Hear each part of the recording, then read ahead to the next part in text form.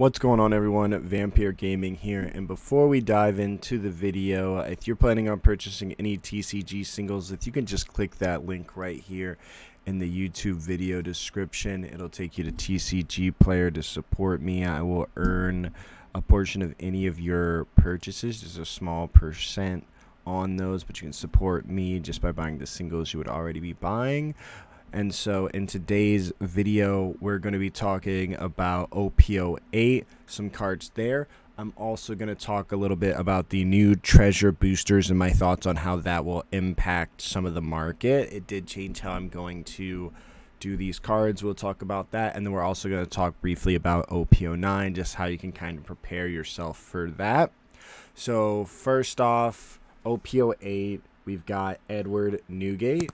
This is one of those cards that I think a lot of people aren't going to realize, but I've played against Purple Yellow Pudding or Lakers Pudding, and the deck's actually really solid. This card's actually insane in that deck. So do with that information what you will, but if you want to play Pudding, you're going to want this. This card actually had spiked a little bit way early on around here when Pudding started to kind of have a showing and then slowly faded out because RP Law was just the best deck in the format. But without RP Law, we're going to have a brand new meta to go into that Asia never had or never really experimented with before the structure decks. So pre-structure decks, Pudding could very well be on the menu.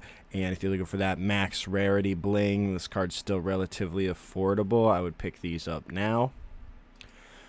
We also have Cavendish, so you guys all know, if you're not, I'm big on Extra Booster, mostly because I'm not sure they're going to be reprinted in Premium Reprint Booster. Once Premium Reprint Booster comes out, we'll find out if they include EB01. Everything on my thesis is incorrect. But these cards, like, nobody wants to open this set. To my knowledge, they haven't really, like, done a lot of restocking on this set either. So there's a lot of opportunity here as these cards become in demand, and so we have two decks that can leverage this card next set, that being Carrot and Bonnie. I think Bonnie is the better leader overall. You also get the new Carrot, so I think Bonnie is going to be a big contender in early OP08.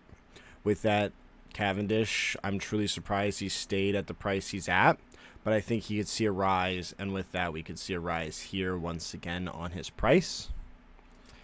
Interesting thing here on Brook. I'm mentioning Brook because we don't have Stage anymore. Brook is really only good in Gecko Moria at this point. I saw the price. Truthfully, me personally, I think I'm looking to get rid of any extras that I have at this point, just because this card isn't as good as it was in Lucci. And without Stage, and with Blackbeard coming OP09, I don't know if this card is really any good going forward. In my head, I always thought of it as like a mini Stage for Lucci because I've used it in many occasions for that, but I just don't think this makes the list. So this is something I would keep an eye on. Maybe consider keeping your playset. If you have any extra ones, consider getting rid of those. Just because, again, I don't see him finding his way into the meta for some time, and I think he's going to cool off a bit. We also have Edward Weevil. I'm going to mention him because he's about $1 now. This card, it actually had hit like $3, which was insane. I don't know what, I'm sure he just got bought out, but he's back to around $1 area.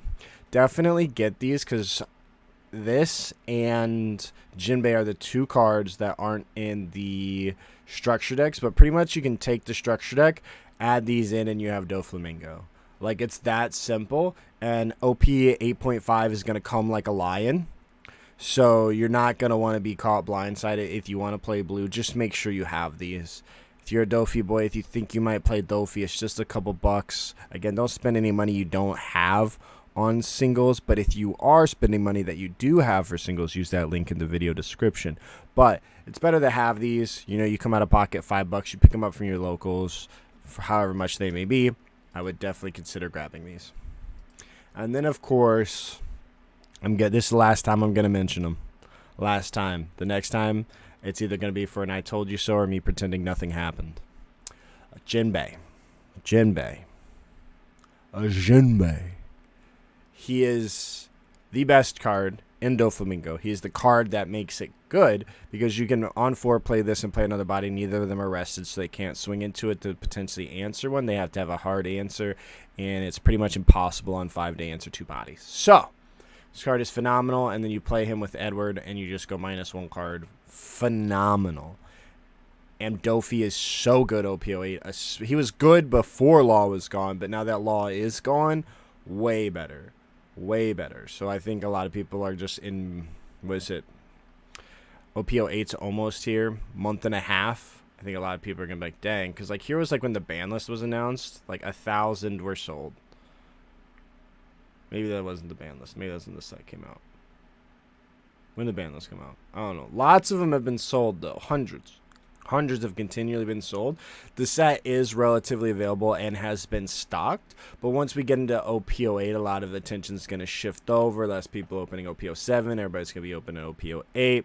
Do I think it soars drastically? Maybe, maybe not. But we saw with Brook and Cavendish. Again, I have a different thesis for EB01. I don't think this does anything to that degree. But as people start needing to play this card, it goes up quite a bit. So I would...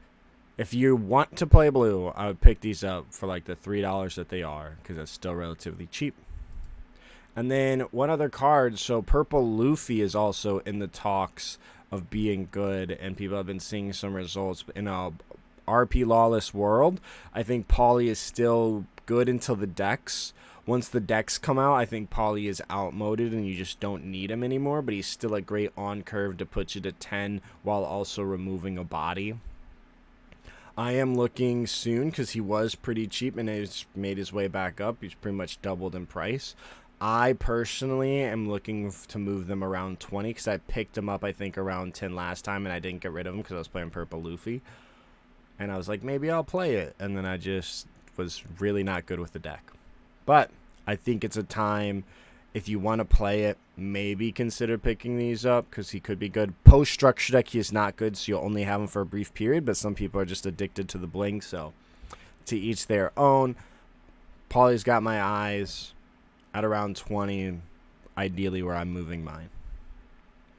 Now, let's go ahead and talk about Treasure Booster. Let's talk about it. And if you want one of these in the YouTube video description, not the description, but the comment section, I'll put the link to these in the comment section. If you want to grab some, it'll also be a link where I'll earn a small portion for any purchases. But my experiences with the Treasure Boosters has been very cool. I think this impacts singles, especially like Pauly. Again, I'm kind of like eyeing to move mine. So these contain sets from OP01 to OP05. So you got OP01, OP02, OP03, OP04, and OP05. Each set has 4 booster packs. And you get four of those. So it's hard reprints. These haven't sold out. They've been up for 2 days. For 2 days now, which is fantastic. It means, 1, that there's a lot of stock, or 2, nobody's buying them. So if there's a lot of stock, it's going to impact prices. And I've kind of already been eyeing that, and I'm looking to move some things. Because this is it's a great thing that they've done. It makes OP01 super accessible. You know, you don't have to go to the Bandai store, this and that. You don't get box ratios, but it gives you all that feeling. Some people joined at like OP04 have never opened OP01, OP02. OP02 is a bit harder to get in this set, but I think this set is phenomenal. I love it.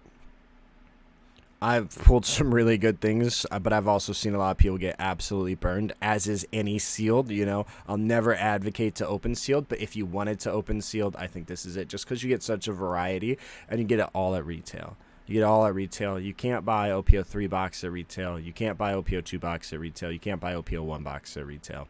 You can buy this, get those. But let's go ahead and talk about the cards in there. Again, if you want this, YouTube comments, there should be, I'll pin it. It'll be linked to this. If you purchase it, I will earn like a small amount, but I appreciate it. But feel no need to buy this, but I very much have fun opening it.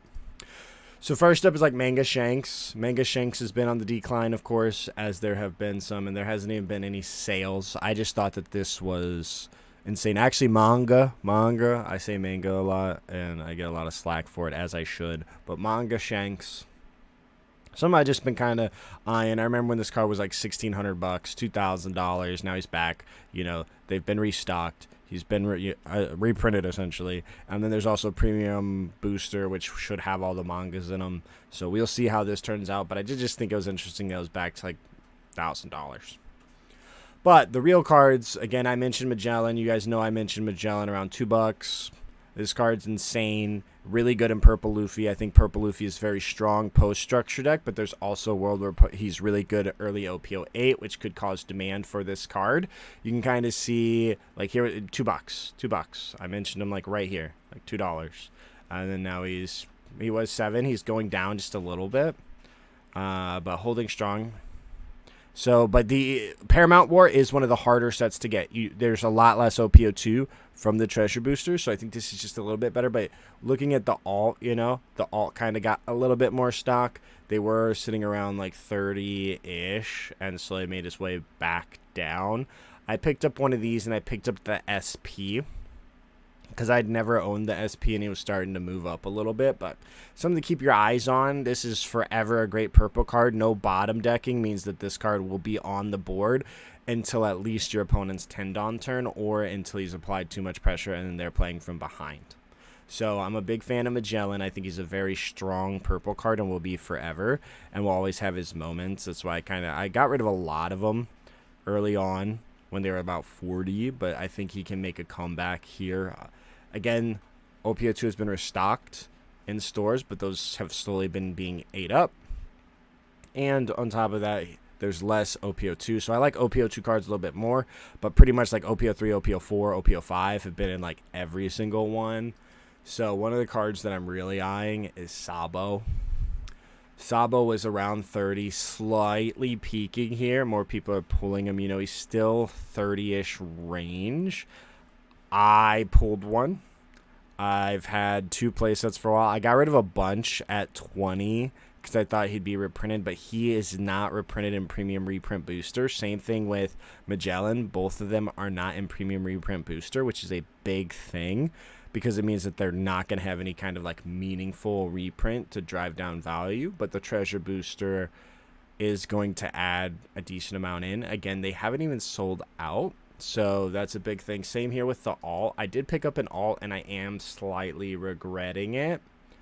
I did pick up an alt, but again, I am slightly regretting it because people are going to be pulling these, and people are going to be selling them. This card doesn't move a lot, but I do think Black Yellow Luffy is one of the better decks. Like, you can see this is the most sales that there has been in a while. They don't move. But I think Black Yellow Luffy is one of the better decks in OP08 too. So I did just go ahead because I think people want this for that. He kind of gets outmoded in OP09. So that's also something to keep your mind in. Then you just have Three Brothers value, like nostalgic value. So definitely keep that in mind when it comes to this card. Sabo. I think this leader has potential. I've always loved this leader. He's kind of like been reprinted a bit. He went and hit like his lows. Now he's about 18 bucks.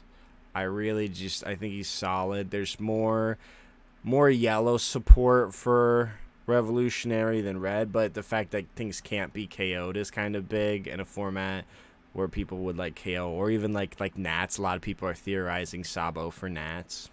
We'll see. But I just think he's worth mentioning. He's a relatively cheap leader. He's OP05.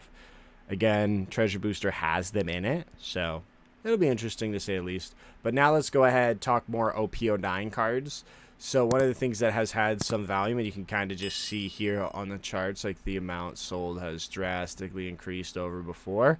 It's because the new Shanks leader, and Shanks is very, very techy. You can really build it for what you need. The red's always been the Mouska tool of the game. You got anything you might need, we have inside for you. Whereas like black is just remove everything, no problem. Not a problem if it's not there. But this card, it removes big bodies, does the 10. So like it's good against yellow. I've seen some builds playing 2. It's finally searchable because of Uda. So a lot of eyes on this, but specifically because the alts have been bought out.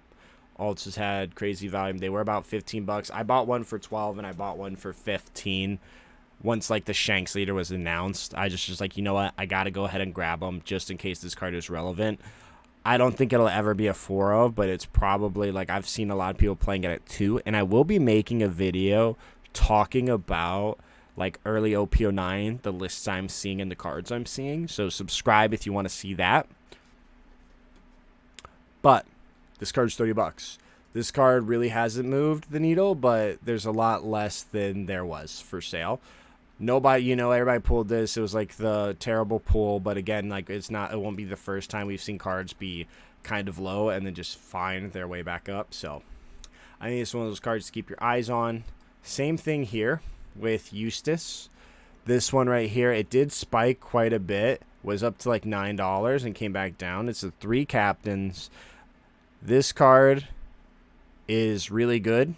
OP09 in BY or red purple Luffy. You hit this, then you hit Newgate, then you hit like a Shanks, and you were a 7k 8k leader. Now all your opponents are minus 1000, and then you could just like kind of, if you can continually keep him on board, it creates a ton of value. I also think he's very playable in purple Luffy, so I think this card can increase in interest. Again, nobody's like opening these 3 brothers decks, the 3 captains, whereas the 3 brothers had like alt packs. These had nothing but the cards inside, so it creates a driver for value in my opinion. And it's one of those cards you should keep your eyes on. And if you don't have these, maybe the deck's worth picking up. I would take a look. Like the Law, you can just see there's $5. You get those, but you get 2, I think, per deck. So is it really worth it? You just buy the singles because the decks were $30. I know some people are still sitting on them, but I don't believe that they're worth opening. And so they should drive value in some way as cards become playable to be openable. And then, again, Red's back. OP09, Red's back. We've got Dragon. Dragon is one of those techie cards that you can play. I don't think it's necessary, but it is optional. I have seen some people opting to play him. Me, personally, in the Shanks builds I've tried, I have not. But I understand why somebody would want to play him. He's a very good card. You go 7-9 on 8. You got 9k body for next turn. Great card. But he's rising. He's rising. You can see here he was about 10 for a while. Nobody wanted Dragon. Now with shipping, he's $18. And then the next one is $20. And it just kind of goes up from there. One of the things that this does do is it does drive a little bit of attention to it. So more people might list.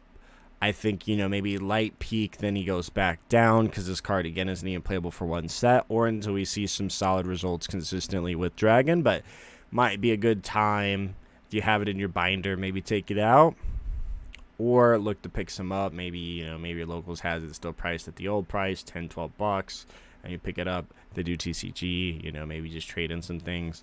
But if you think you're going to play Shanks OP09, just something to keep your eyes on if you're one of those max rarity guys. Another card here, again, just kind of focusing on those techie options, and it's just like relatively affordable, is Shiraya with BY Luffy. Of course, they have Rocket Luffy. He answers this card, but he's decent. And then, of course, RP Luffy. You might want this because I think RP Luffy is just better Shanks. I've seen some lists play this.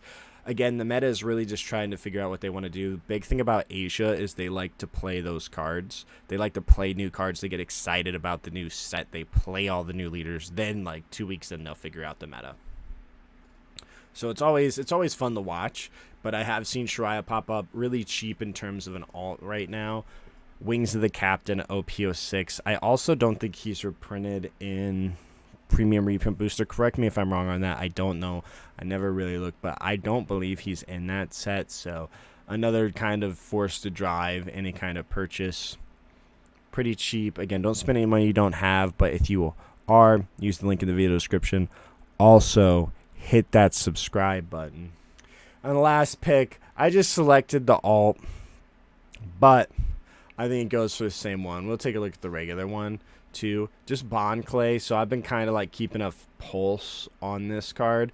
He kind of went down. I think he peaked around like $20. Maybe I'm wrong, but kind of holding. This card is very relevant in regular purple ramp, and I think he can be really good in purple Luffy as well. So this card kind of, everybody's like, well, you don't play it in RP Law because you get Pudding and you get Maria, but I think this card, keep your eyes on. He could go back up relatively easy if he's usable in purple decks and purple decks become mainstream. You've got Again, I think the booster, the starter decks change a lot for purple Luffy, but this is a great red purple Luffy card because you want to hit that ramp, you want to hit that high note. And it's decent, I think, in purple Luffy pre-decks, but this is OP09. I think this card's a staple. I think if RP Luffy becomes the deck just because it's better Shanks, in my opinion, we'll see a lot of different things. And I think it could get pretty expensive. It was pretty early on, like it could hit that same level. Do I think you should buy this? Probably not, like as terms of like on the gamble. I don't think it's a buy, but I think it is if you think you're a purple, if you're a RP Luffy believer, worth the pickup. And as always, if you enjoyed the content, hit that subscribe button. It helps me out a ton. I really appreciate it. And thank you all so much for watching.